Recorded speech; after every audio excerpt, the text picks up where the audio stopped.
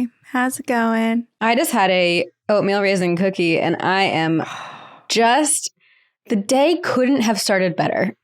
Wow, that sounds great. Also, I'll just let everyone know. I live in a house where construction happens, so there might be some banging. I did not have a cookie. I want a cookie, but I did. So I have, you and I both, when we had the sponsor Fast Growing Trees, we both got plants from there. And I've been impatient about my lemon and my lime trees growing because it takes take a while. It takes like 3 or 4 years. So I got impatient. I bought a lemon bush that has the tiniest little lemon growing on it. Oh. I'll show it once it's full grown. I do love that some people get like pets when they're pregnant and then they have like, you know, the puppy and the baby. You have your lemons that are growing alongside your baby. Well, I've been on a mission to replace all the plants that have been killed by the construction zone happening and me having to put my plants outside in the dead of winter. And then they die because they're indoor plants. Yeah. Can we talk about my cookie again for a second? Okay. Where'd you get it from? Thank you for asking. That's exactly what I wanted to talk about. Great.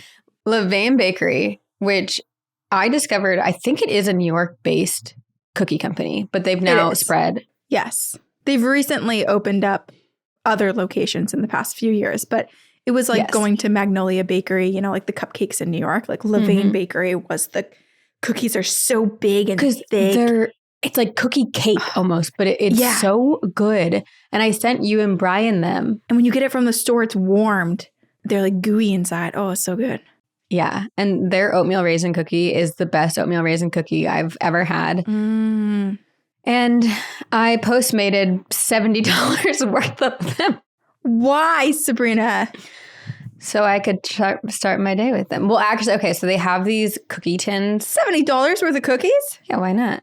I get to have one every day. Because I know you're not going to eat them all. That's what. I know 1.5 is going to be eaten and then the rest are just going to I've already eaten 3 in the last like 4 days. So wow. Come at me. Wait, I just noticed you're wearing the shirt I made you. Yeah. You're like, yeah. There it is. My ability to consume cookies is pretty spectacular. So don't underestimate me. But anyway, I highly recommend. But they do have these like cookie tins, which I love collecting cookie tins. I just think they're really cool. And then you can like utilize them for picnics and whatever. And they had like a collectible cookie tin that was sold out around the holidays. And then I finally was able to get it. So that is also why my Postmates bill was higher because I got the cookie tin. Yeah, you're getting the collector's items now. You're Levain stan. Yeah. But this is not about cookies. This is a podcast about ghosts. I was like, well, then what is this about? Because I feel like this is also about cookies now. This is 2 girls, 1 ghost. 2 girls, 1 ghost. And we are your ghostesses. That's Corinne. I'm Sabrina. And this is an encounters episode. And we read ghost stories to you. Yes, we do. I'm going to start with the one called The Idol of Nightmares Made Me Astral Project into Other People's Nightmares. Whoa. I have not heard about that before. No. Hi, ladies. My name is Kate, and I've been listening to you guys for about 2 years now. Please use my name, Kate. Kate. Kate. I grew up not knowing anything about you guys. I grew up not knowing anything about what you guys talk about. So when I started listening, I was opened up to... I heard the way I misread I grew up not knowing anything about you guys, and I was like, well, I don't know how you probably wouldn't and shouldn't. And even now, this is about ghost stories, not about us. I grew up not knowing anything about what you guys talk about. So when I started listening, I was opened up to a whole new world that I didn't know that I needed. I love learning about all of these crazy things that you guys talk about. You're so entertaining. You provide so much information, which is so helpful for us newbies. And I've always wanted to submit a story, but I've never had an encounters to write in until now. By the way, I have no idea what this was, so I do want your opinions. Interesting. The day the episode about the Idol of Nightmares came out, I decided to listen to it while driving home from school. I got about halfway through when I pulled into my driveway. I turned the episode off. I only listened to haunted object stories like PTD and stuff like that in the car because I don't want the energy in my home. And I was planning on finishing the episode on my way to work the next morning, but after my dream, I still can't get myself to finish that episode. Probably for the best. Yeah. Listen to your own intuition too. Mm-hmm. That night, I fell asleep like normal, all tucked in and cozy with my first 5 layers of blankets because my boyfriend keeps the house absolutely freezing at night, even in the winter. Yes, winter. It's below 30s at night where I live. Oh. And this feels like me writing a journal entry about Brian. Why is it so cold? While I was dreaming, I was overly aware of the fact that I was in a dream state, and I knew that I was in someone else's nightmare. I normally have vivid dreams, but I'm never really able to visit other people's dreams or anything like that. So I was really confused. And during this person's nightmare, I was floating next to her the whole time. I didn't recognize her, but she did seem really familiar. And the girl was being chased through the woods by someone with an axe, and she was so terrified. And I was scared too, but my dream self kept reminding me that this is not my nightmare. This is someone else's nightmare. Whoa. The girl ran fast, and she ran towards the cabin that had a car in the driveway. And as we approached the car, she noticed that the driver's side door was open, and a man whose throat had been cut from ear to ear was hanging out of the car. There was blood everywhere, and when the girl looked closer, she saw that the car was made out of bugs. And she screamed so loud, she fell to her knees, and it seemed like she might have known the guy or something. And I noticed that the man with the axe had caught up to us, and I tried to yell down to the girl to run, but she just couldn't see me. And as the madman swung the axe forward at the girl, I flashed out of the dream. And now I was in a different one. What the heck?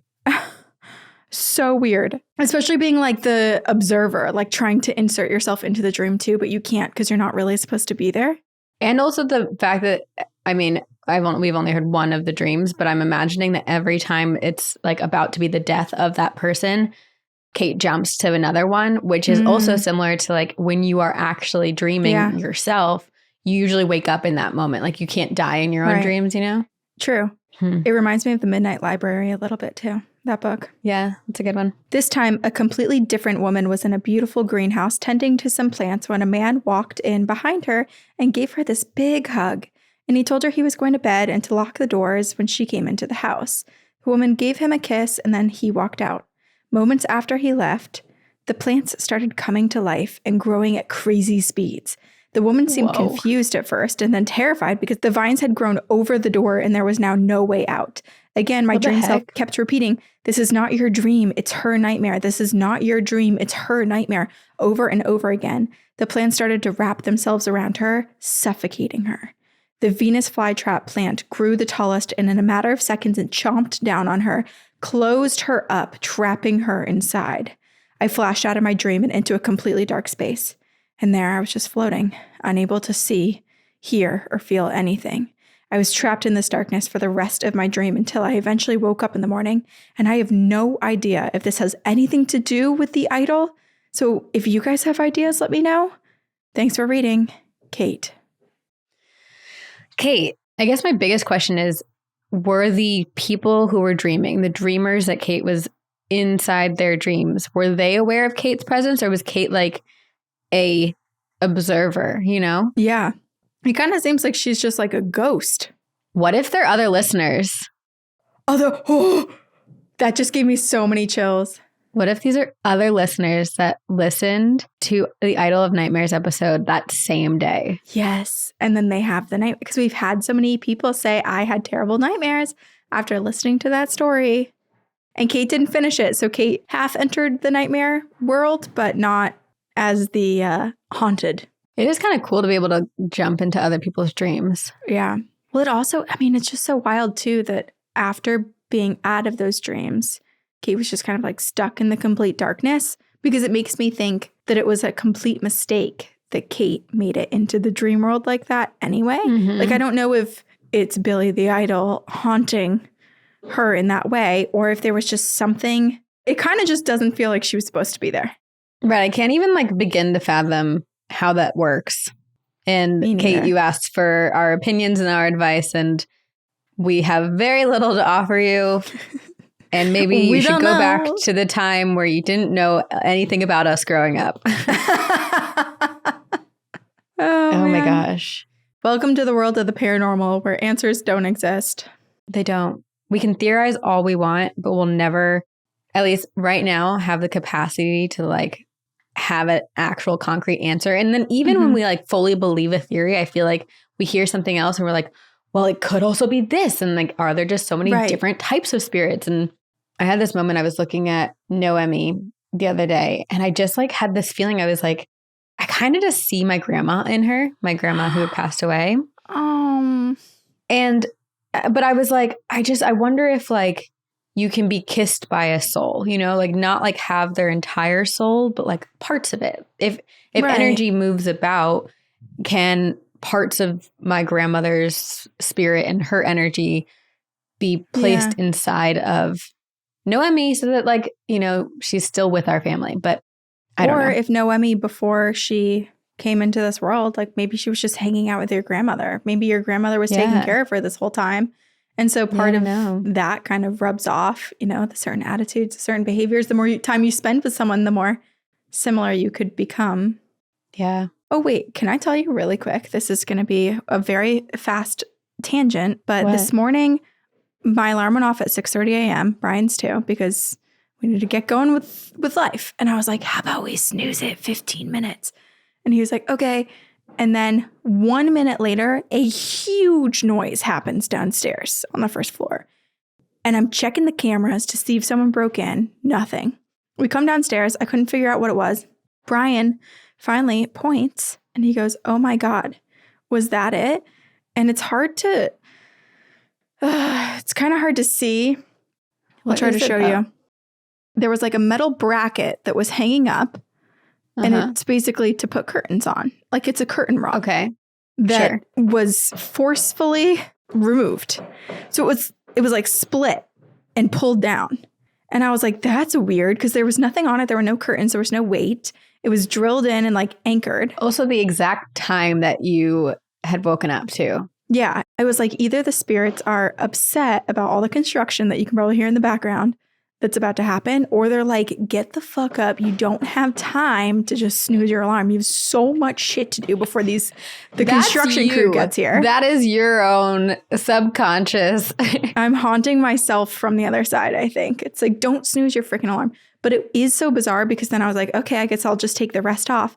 And to get the rest off, like the metal is like, you have to really manipulate the metal and like pull up and over and down.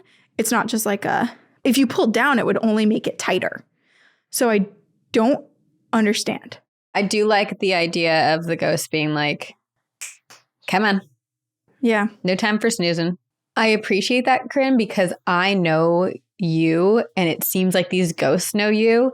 And if for any reason today, like say you did sleep in and you got to the end of the day and you didn't feel like you got everything done, I guarantee you would have been like, it's just because I snoozed the alarm. I didn't wake up right when we were supposed to. So the ghosts are like, they're helping you out. And then I would have punished myself and been like, well, because I slept an extra 15 minutes today, I'm going to wake up an hour and a half earlier than I should tomorrow to get it done. Yes. But peculiar activity happening over here. Well, okay, I have more peculiar activity happening in our inbox. Lovely. This is split into 2 emails, but it's from our listener, Kel, and they're just a couple short stories. The first one is a Hawaiian ghost story. Hello, TGOG. This is a story my friend's mom told me about when she was in high school. She has lived in Hawaii her whole life and grew up with a certain legend that in Hawaii everyone knows. Okay, so there is this very haunted road that is a tunnel that goes through a mountain and connects the south to the east side of the island. The road comes with a very dark history. In ancient times, there was a war and thousands of Hawaiian soldiers were pushed off the cliffs to their death. After that, it has been haunted and many other ghosts, and there are so many legends about it. One of the most popular superstitions is that you can never bring pork across this tunnel. I'm not really sure why, but if you do, bad things will happen. You might get in an accident or you might be paralyzed. I feel like that's not worth the risk. Yeah. Why do you need pork that bad? You don't. Get your pork on the other side of the tunnel.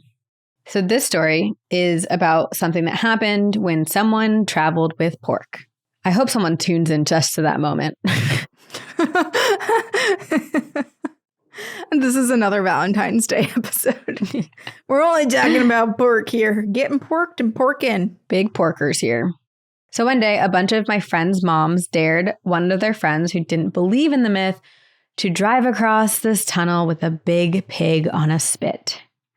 They popped it into his trunk and he drove off.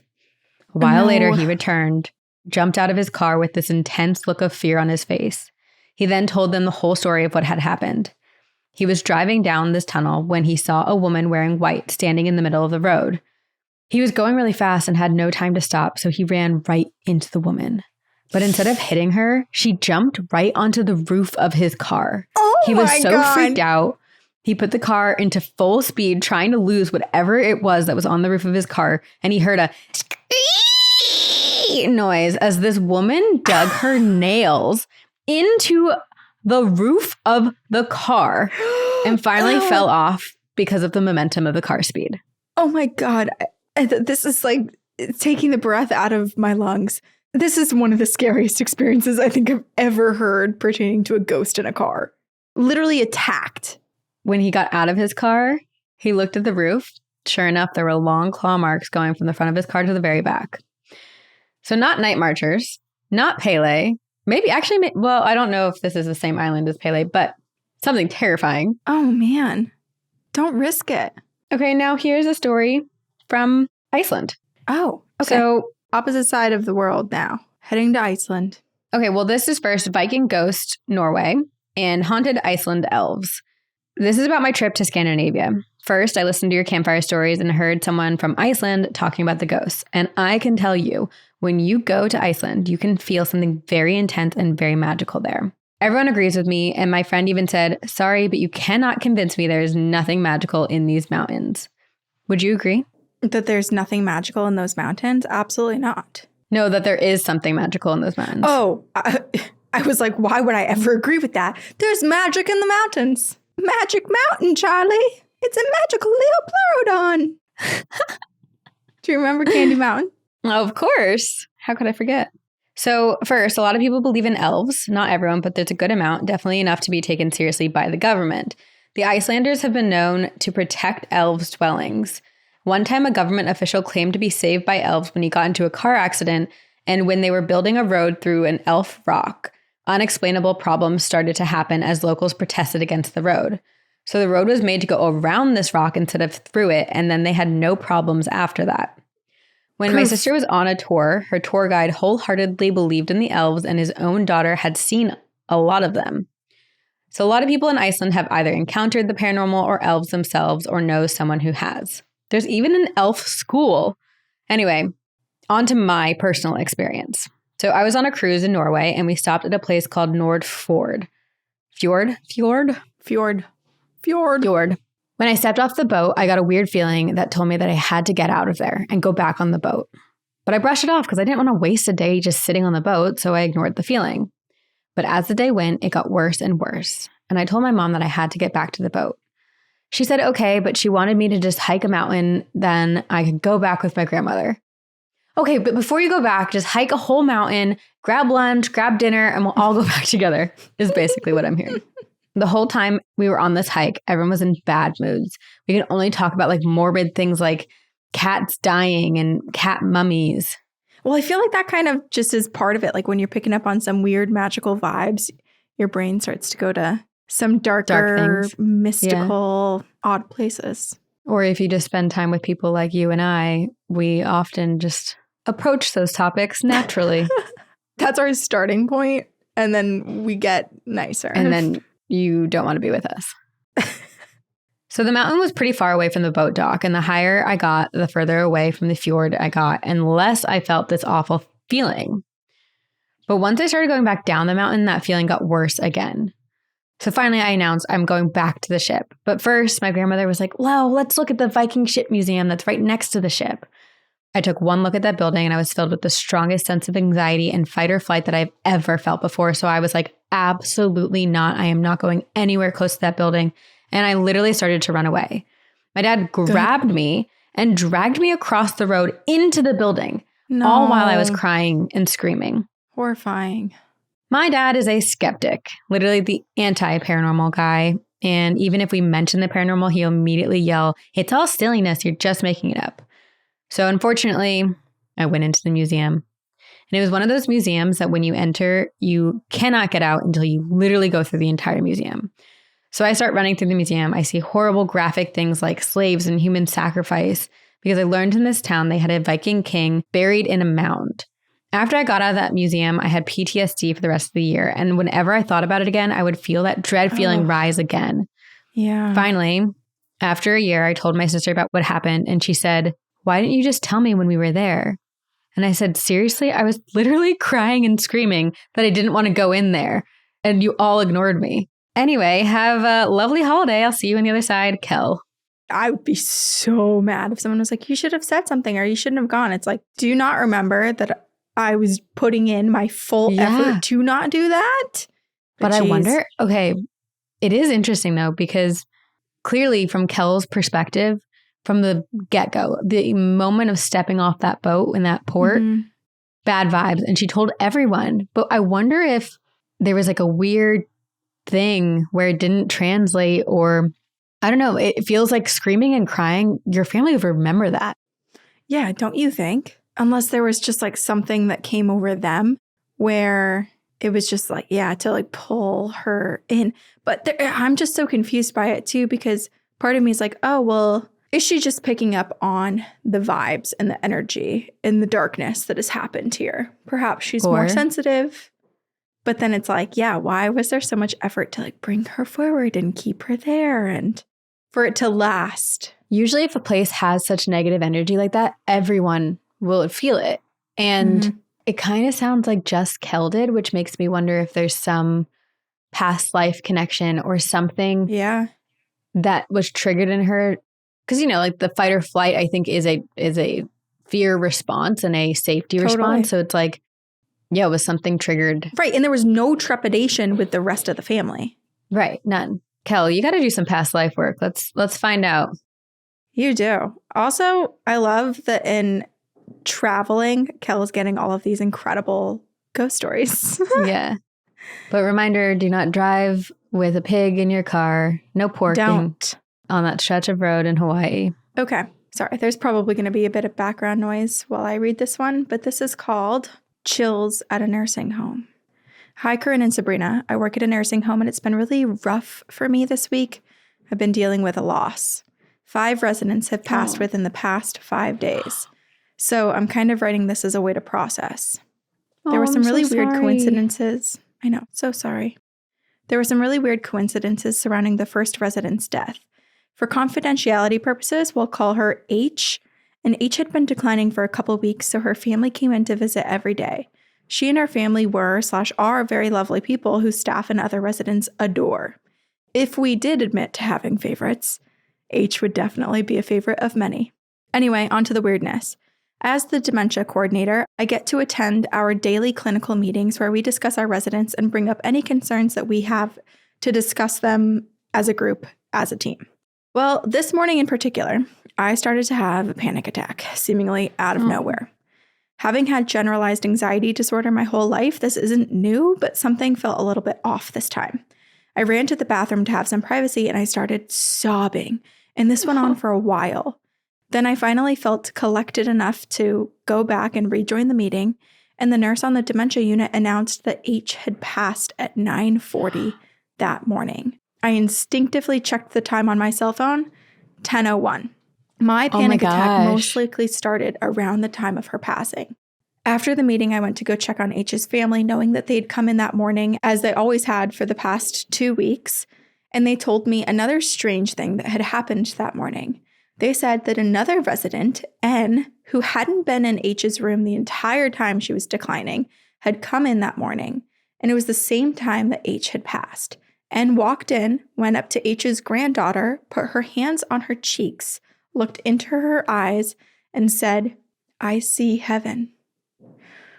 They said it was almost like H was communicating through N. I get chills even typing it. Whoa. The final two weird... I know. The final 2 weird circumstances aren't my experiences, but my coworker Dee's. After the family left, she went in to say goodbye to H. H loved to listen to Barry Manilow, so Dee pulled him up on Spotify. She hit shuffle, and the first song to play was Let Me Be Your Wings which she says never plays when she had played Barry for H in the past. Then later that day, she was driving home and she was listening to Mr. Manilow. Coca Cabana came on, H's favorite, when Dee passed a business called H's Fitness. It's like H was sending us signs that whole day, letting us know that she was all right and she will always have a special place in my heart and in the hearts of many. I hope we get to have a break from all of the deaths this coming week, but I know that we have 5 new beautiful angels watching over our facility. And then this is from Kaylee, but Kaylee sent another update. I had another experience with H. At her funeral, I put a picture in the sunglasses compartment of my car, and I kind of forgot about it until yesterday. I had to drive out of Newport, Rhode Island to get to another town in the state. To get off island, you have to drive over a bridge. One is the Pell Bridge, which is pretty scary when it's windy. I'm terrified of driving in general, but I did have to work particularly hard to calm myself down this day since I was driving to an interview for a job that I'm really interested in. Well, when I got to the car and I sat down, I noticed that the sunglasses compartment, does it have an official name? Well, it was open. Weird because I rarely remember that compartment is there, let alone use it. But when I reached up to close it, I noticed a familiar and beautiful face smiling back at me. No. I think it was H encouraging me and reassuring me that I would be okay. From Kaylee. Kaylee, I'm really sorry for all those losses, but it does sound so... One, I think it's really special how much you and your coworkers care about these people. I think that's really, really touching. And it's beautiful that they're continuing to show up to you, especially H. The way that, like, H has made their presence so known in so many ways. Which just goes to show how comfortable H felt there too, right? Because when you're at a unit like this, death is... It's awful to say, but like death is imminent. They see probably almost every single person who comes in will eventually pass there. Yeah. And so there's so many different residents, so many different people to have experiences with. But it seems like H just had such a connection with everyone there and cared so much about them and their comfort levels too with her passing that she did put in a ton of effort. But I can't get over her going in and grabbing, like through that other woman, grabbing her granddaughter's face and saying, I see heaven. I am really curious what else that family has experienced, because if just the people who worked here are experiencing all of these things, my goodness, I imagine H is really showing up for their family too. Wow. Okay. Ooh, chills. I love stories like this. I have another one, and I'm going to admit this totally got me because of the subject line. Was it a clickbait where people get us in with the title and then it's something else in the body? It's a half clickbait. Okay. The subject line is, my kid had a mac and cheese party with aliens. Oh, that would have gotten either of us. Oh, yeah. Just got Sabrina first. Hello, all. My name is Emily. I am not fond of that name. So please feel free to use that or make one up. No, we like Emily. It's like in we like Emily. Hocus Pocus. Yeah. There would be no Hocus Pocus without Emily. That's and the so black true. flame candle. Also, one of my best friends from high school's name is Emily, and I love that name. Okay. I found your podcast when you guys did an episode with And That's Why We Drink, and I caught up on their episodes, so I was so happy to find you guys, and I will be very upset when I am caught up with you two. Your show makes me wish I had more experiences, but also I'm also happy at the same time that I haven't. So I have 2 stories. I'm going to start with one about my daughter, who is 8 and will be 9 in a couple of months. And this story starts when she was 2 and truly went all the way until she was 7 or 8 years old.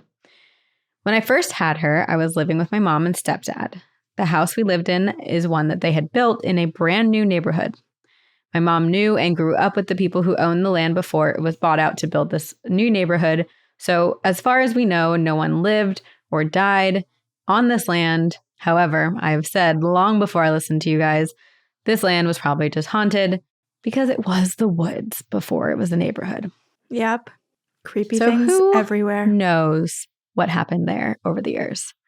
Anyway, one night I'm in the living room sitting in a chair with my back against one armrest and my legs are over the other one. My back was to the wall that had a basement door. My child was about 2, sitting in my lap facing the wall that had that basement door. She just kept looking behind me and would look at me, then behind me. And she would do this several times, all while a smile was growing on her face. Interesting. Nothing creepy. Who are you smiling at, girlie? She looks at me and asks, "Who is that? What's his name?" I panicked. The only other people in the house were my mom and stepdad, who were truly sitting right next to us on the couch.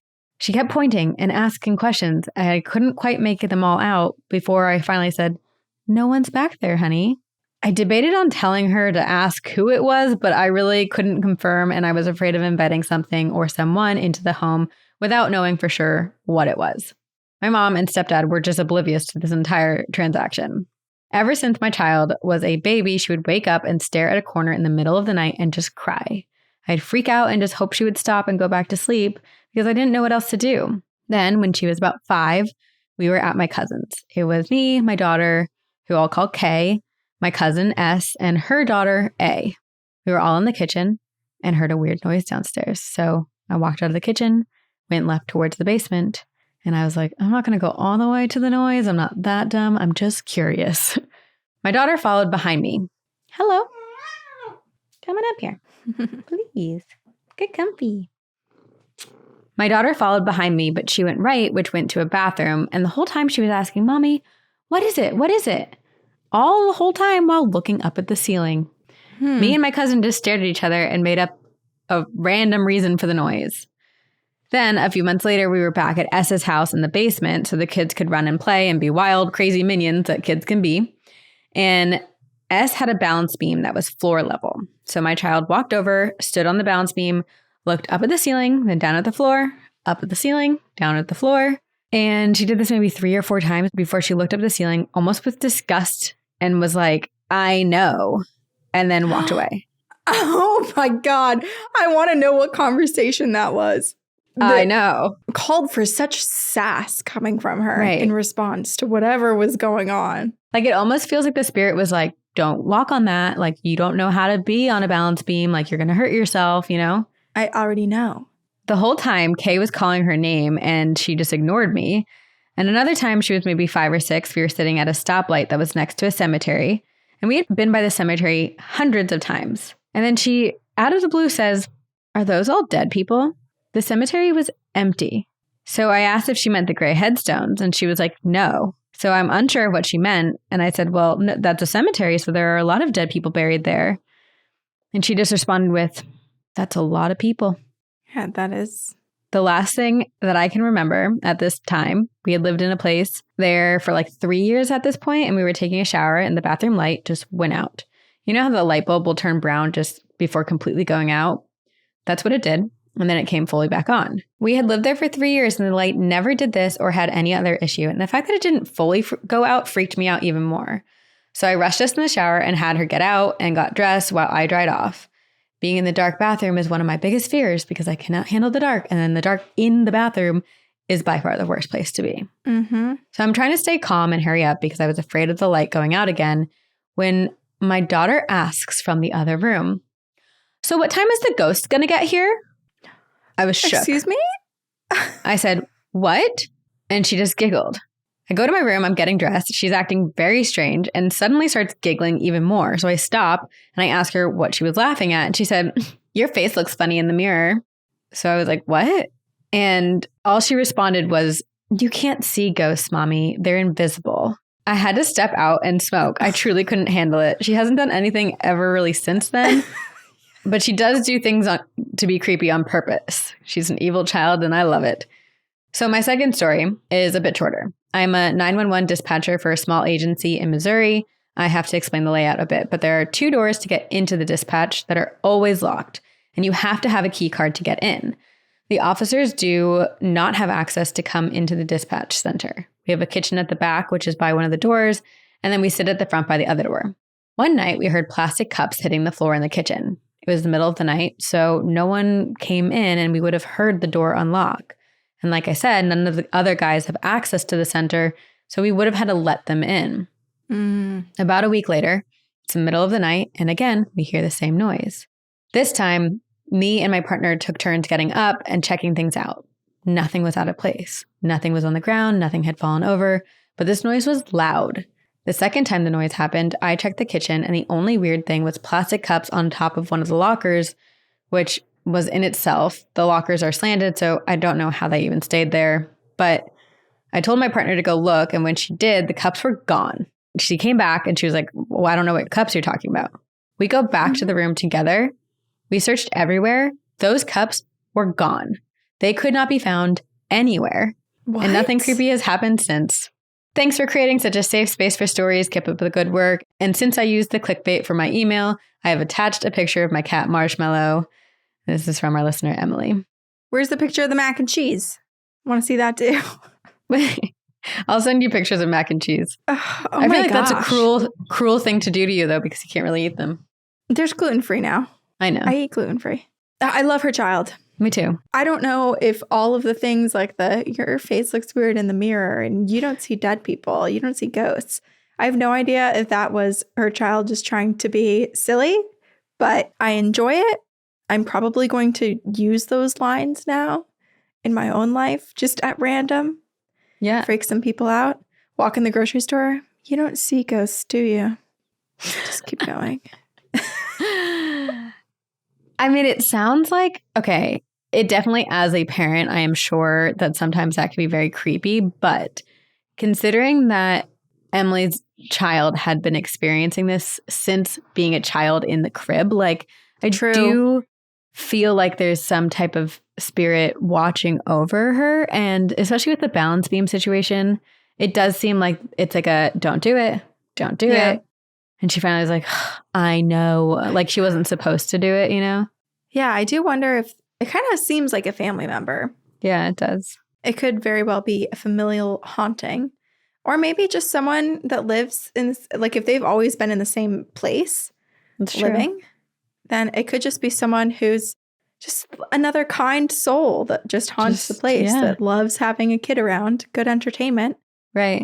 I am curious when they moved to the place where the bathroom thing happened, like if the hauntings were similar or if things had died down. But I know she was older at that place, so I don't know if like activity had just slowed down or I don't know. Yeah. Leia's eating the feathers that you put on this. Leia, don't eat them. They're filled with chemicals. I don't think they're ostrich anymore. I think they're plastic from all the coating on them. I love them so much. Okay. This is called Wholesome Paranormal Birth Story. Oh. Hey, spooky gals. I have a wholesome paranormal story to share with y'all. This may seem unrelated at first, but I swear they all connect. When my mom was 15 years old, her father, my grandpa, he passed away. Obviously, I never met him, but I've heard a lot of cool stories about him as a kid working on his family's farm. Like when he and his friends would ride their horses to other ranches in the middle of the night and tip their neighbors' outhouses. I wish I was as cool as him. What a nightmare. All I can say is, nightmare. So glad it was tipping outhouses and not tipping cows. Agreed. When I was little, probably 3 or 4 years old, I was playing in our living room while my mom made us lunch in the kitchen. As she's making our food, she hears me talking to someone. She comes in and asks, "Who are you talking to?" And I say, "Grandpa." And she says, "Oh, you're talking to Daddy's dad?" And I say, "No, your daddy." At that point, my mom went back into the kitchen and whispered, "Dad, I'm so happy you're playing with S, but this is really scaring me. And you can keep playing with her, but I just don't want to know about it anymore." Well, my grandpa listened. The next week, I was playing in our living room and talking to someone again. And when my mom came in and asked who I was talking to, I zipped my lips. I just stared at her and I refused to say anything. There was no way that I could have heard my mom whisper to her dad the week before when she was in another room when she said it. I don't even think I could have comprehended it at 3 or 4 years old. So now we both believe that I was most definitely talking to and playing with her dad. Absolutely. So cool. Fast forward a bit to when I'm in college. While at school, one of my best friends becomes pregnant, and she lets me visit her and the new baby the day after she was born. When I get there, my friend starts telling me how labor went for her, and my friend is sensitive to spirits, and the gift does run in her family. All of the women in her family can sense spirits in one way or another, And all of the women with that gift were born with their umbilical cords wrapped around their necks. My brother was too. Is he witchy?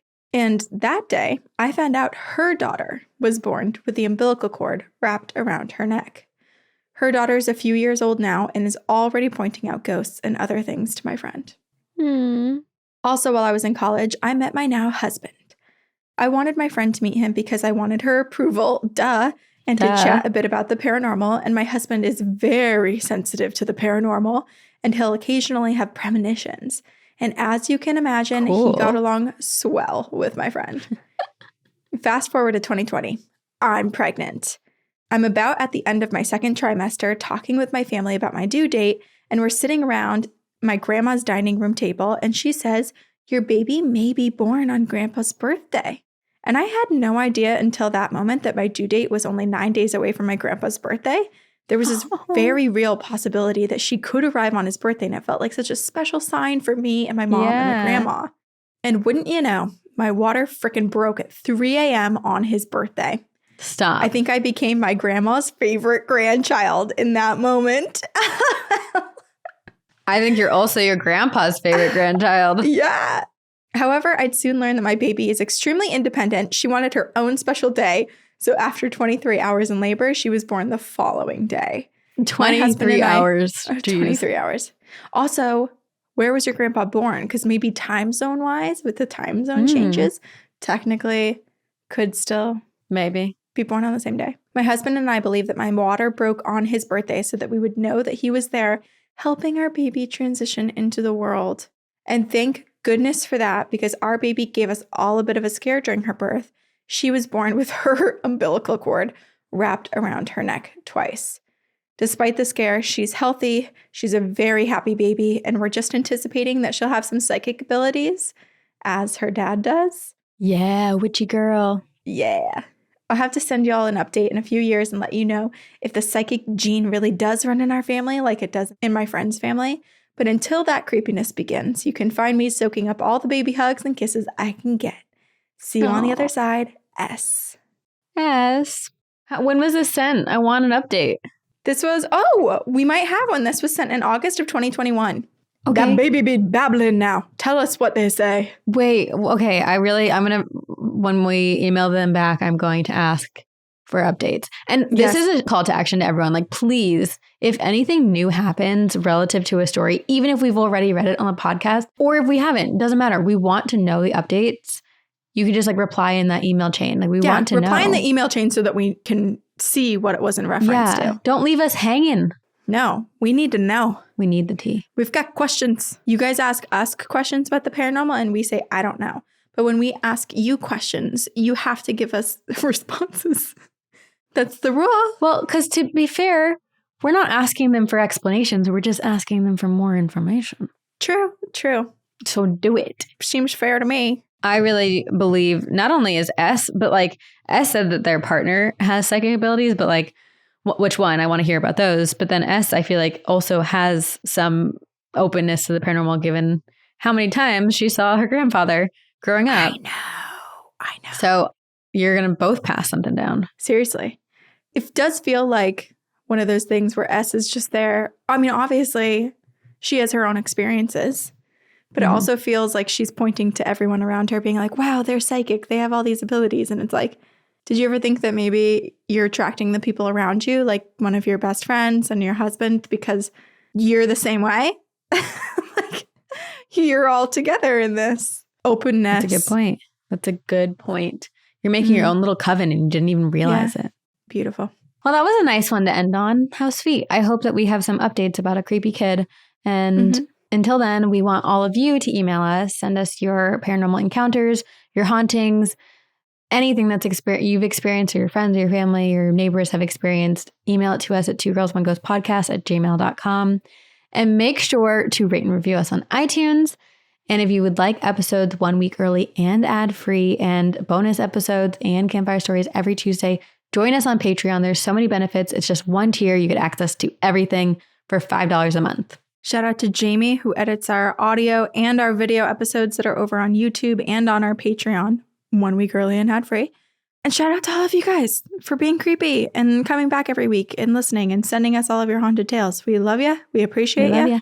Mm-hmm. We do hope we see you on this side, but if we do not, we will see you on the other side.